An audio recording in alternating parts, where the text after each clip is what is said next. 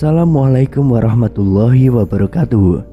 Kembali lagi di channel Nasihat Kehidupan Misteri. Pada video kali ini, saya akan membahas tentang bangsa Malay, sang pelindung Nusantara. Pada masa dinasti ke-18 Fir'aun di Mesir, yaitu sekitar 1567 sebelum Masehi sampai 1339 sebelum Masehi, di pesisir barat Pulau Sumatera telah ada pelabuhan yang ramai dengan nama Barus.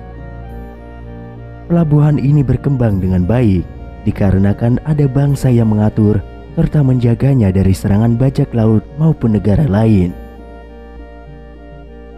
Penguasa pelabuhan Barus dikenal dengan nama bangsa Malay.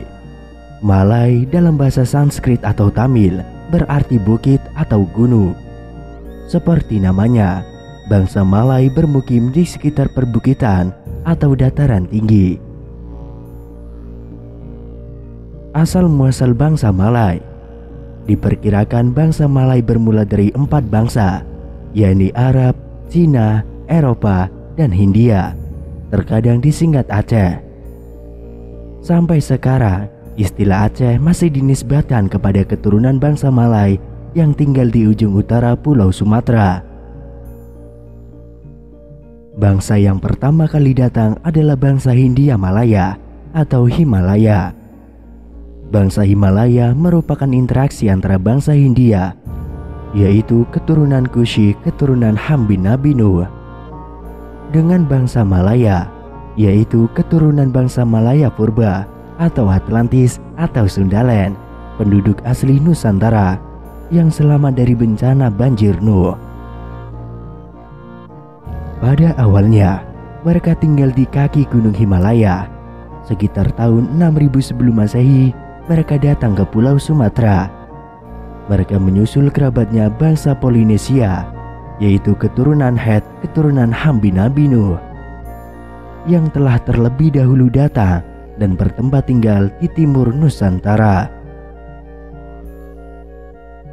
Pada sekitar tahun 4500 sebelum Masehi, datang bangsa Cina atau bangsa Formosa, yaitu keturunan Sini, keturunan Yafits bin Nabi Nuh.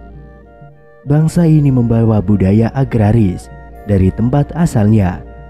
Setelah itu, sekitar 2500 sebelum Masehi, datang bangsa Eropa atau bangsa Troya atau Romawi Purba, keturunan Rumi, keturunan Yafits bin Nabi Nuh. Mereka membawa peradaban Harappa yang dikenal sudah sangat maju. Dan terakhir, sekitar tahun 2200 sebelum Masehi, datang bangsa Arab Purba atau bangsa Kabiru, keturunan Ad, keturunan Sam bin Nabi Nuh. Bangsa Kabiru adalah pengikut setia Nabi Hud. Mereka datang dengan membawa keyakinan monoteisme dalam masyarakat Pulau Sumatera. Penyatuan keempat bangsa ini dikenal dengan nama bangsa Malay, yaitu bangsa Aceh Purba atau Melayu Proto, dengan mata pencaharian utama sebagai nelayan dan petani. Bangsa Malay sebagaimana leluhur pertamanya bangsa Himalaya, mendiami daerah dataran tinggi, yaitu di sepanjang Bukit Barisan, dari pegunungan Pusat Gayo di utara sampai daerah sekitar Gunung Dempo di selatan. Bermula dari Bukit Barisan inilah bangsa Malay menyebar ke pelosok Nusantara seperti Sumatera, Kalimantan, Sulawesi, Semenanjung Malaya, Siam, Kamboja, Sunda, Jawa, Bali, Nusa Tenggara, Maluku, dan Papua. Bangsa Malay pelindung Nusantara. Menurut para sejarawan, bangsa Mongoloid begitu mendominasi daerah di sebelah utara Nusantara. Lalu muncul pertanyaan, mengapa bangsa Mongoloid tidak sampai meluaskan kekuasaannya ke selatan? Bukankah Nusantara adalah daerah yang sangat layak untuk dikuasai? Daerahnya subur, serta tersimpan beraneka ragam bahan tambang seperti emas, timah, dan lain sebagainya. Lalu apakah mereka itu takut? Jawabannya hanya satu, karena Nusantara ketika itu dilindungi oleh bangsa Malay. Bangsa Malay dikenal memiliki kekuatan maritim yang kuat dan bala tentaranya memiliki ilmu bela diri yang mumpuni. Pada sekitar tahun 1670 sebelum Masehi, dikabarkan Nabi Ibrahim, keturunan Syalih, keturunan Sam bin Nabi Nuh, telah sampai berdakwah di negeri bangsa Malay. Beliau diceritakan memperistri putri bangsa Malay yang bernama Siti Kantura. Siti Kantura leluhur Bani Jawi. Dari pernikahan itu, Nabi Ibrahim dikaruniai 6 anak yang bernama Zimran, Joksan, Medan, Midian, Ishbak, dan Suah. Dari anak keturunan Siti Kantura kelak akan memunculkan bangsa Media atau Madian, Kaldea, dan Melayu Deutro. Berdasarkan perkiraan, Nabi Ibrahim hidup di masa dinasti Heksos yang berkuasa di Mesir kuno, yaitu 1730 sebelum Masehi sampai 1580 sebelum Masehi.